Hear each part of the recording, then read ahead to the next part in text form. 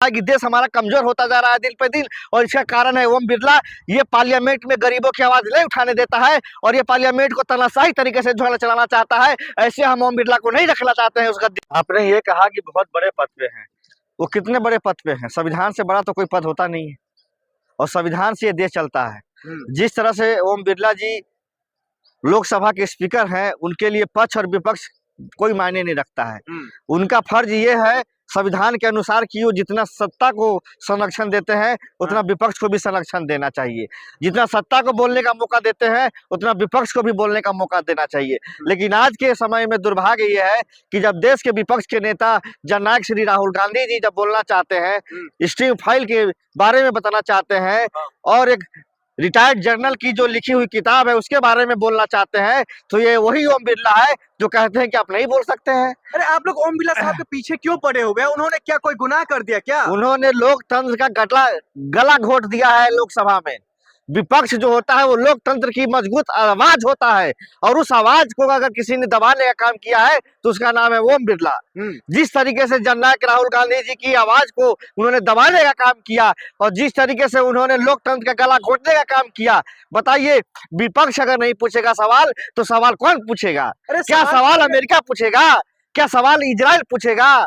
America के सामने कहेगा जी हुजूर, और देश के विपक्ष को नेता को देशद्रोही और गोली से मरवाने की ये धमकी देगा ओम बिरला का आदमी। मतलब क्या आप उनको पद से हटा देंगे? आप जो है कानून पारित करके उनको हटा देंगे? अगर इस देश में जनता की आवाज को लोकतंत्र में नहीं सुनने दिया जाएगा तो ऐसे आदमी को उस पद पर रहने का अधिकार बिल्कुल नहीं होना चाहिए। इसीलिए हम अविश्वास प्रस्ताव लाए हैं और इसका प्रमाण सबूत पूरे देश की जनता जान चुकी है। एक बार जब संसद चल रहा था जिसमें जो है उसमें लगभग 60 से ज्यादा सांसदों ने इस पर जो है सहमति जता दिया था, तो क्या लग रहा है इस बार वो पद से हट जाएंगे ओम बिरला? देखिए, हम आपको बताना चाहते हैं कि समाजवादी पार्टी, राष्ट्रीय जनता दल, टीएमसी, कांग्रेस पार्टी और सारे दलों ने मिल करके ओम बिरला जी के खिलाफ ये प्रस्ताव लाया है।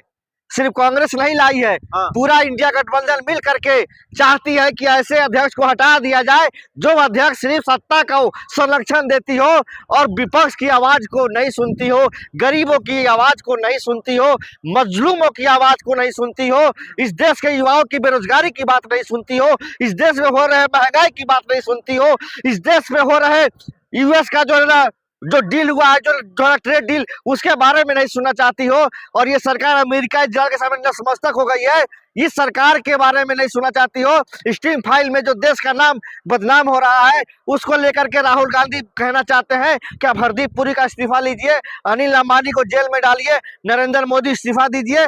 तो आप लोग इस्तीफा नहीं दे रहे हैं, इतने बेलाज, इतने बेशरम, तो हमको मजबूरी में अविश्वास प्रस्ताव लाना पड़ रहा है क्योंकि लोकसभा में हमारी आवाज को लोकसभा के अध्यक्ष नहीं बोलने दे रहे हैं, इसीलिए हम इसकी मांग कर रहे हैं। आप नहीं चाहते देश मजबूत हो? ओम बिरला साहब अपने पद पर बैठ के देश को मजबूत कर रहे हैं। इतना जिस मुद्दा पर बातचीत होनी चाहिए उस मुद्दा को आगे बढ़ा रहे हैं। आप लोग अजुल फजुल की कोई भी बात लेकर के चले आएंगे तो उस पर बातचीत होनी चाहिए। आप लोग जो है ना गोदी मीडिया है, मोदी का चश्मा लगाए हुए हैं, आज देख रहे हैं कि 40 रुपए का डीजल 100 रुपए पार हो गया है, 400 का सिलेंडर 1000 में मिल रहा है।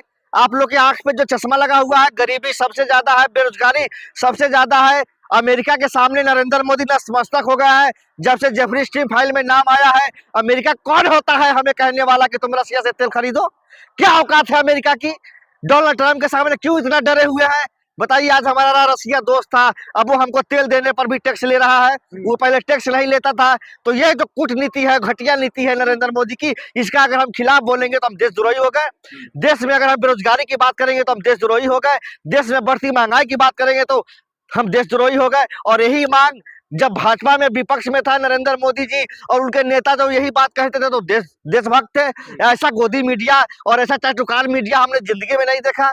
आप लोगों को शर्म नहीं आता है कि देश में बढ़ती महंगाई के खिलाफ बोलना चाहिए, बढ़ती बेरोजगारी के खिलाफ बोलना चाहिए, बढ़ते भ्रष्टाचार के खिलाफ बोलना चाहिए, हरदीप पुरी जैसा आदमी को इस्तीफा लेना चाहिए, नरेंद्र मोदी को इस्तीफा देना चाहिए, अनिल अंबानी को जेल में डालना चाहिए। ऐसे लोगों के खिलाफ नहीं आवाज उठाते हैं और आप अमेरिका के सामने नतमस्तक हो गए देश के प्रधानमंत्री जी। इससे बड़ा दुर्भाग्य क्या होगा? ऐसी सरकार इस देश में नहीं चाहिए। हमें ऐसी सरकार चाहिए जैसे इंदिरा गांधी ने आंख में आंख डाल करके अमेरिका के साथ बेड़ा का जो जवाब दिया था और अमेरिका जो है ना घुटने पे आ गया था और वो पाकिस्तान का साथ दे रहा था। अमेरिका हमारा दोस्त था, रसिया हमारा दोस्त था, ईरान जो आज नरेंद्र मोदी की सरकार ने अपने कूटनीति से डिप्लोमेटिक सिस्टम बर्बाद कर दिया है। आज कोई भी देश हमारे साथ खड़ा नहीं हुआ। जब ऑपरेशन सिंदूर चल रहा था किसी देश ने साथ नहीं दिया, लेकिन चीन जो है पाकिस्तान का साथ दे रहा था। इससे क्या साबित होता है कि देश हमारा कमजोर होता जा रहा है दिन पे दिन, और इसका कारण है ओम बिरला। ये पार्लियामेंट में गरीबों की आवाज नहीं उठाने देता है और ये पार्लियामेंट को तानाशाही तरीके से जो है चलाना चाहता है। ऐसे हम ओम बिरला को नहीं रखना चाहते हैं उस गद्दी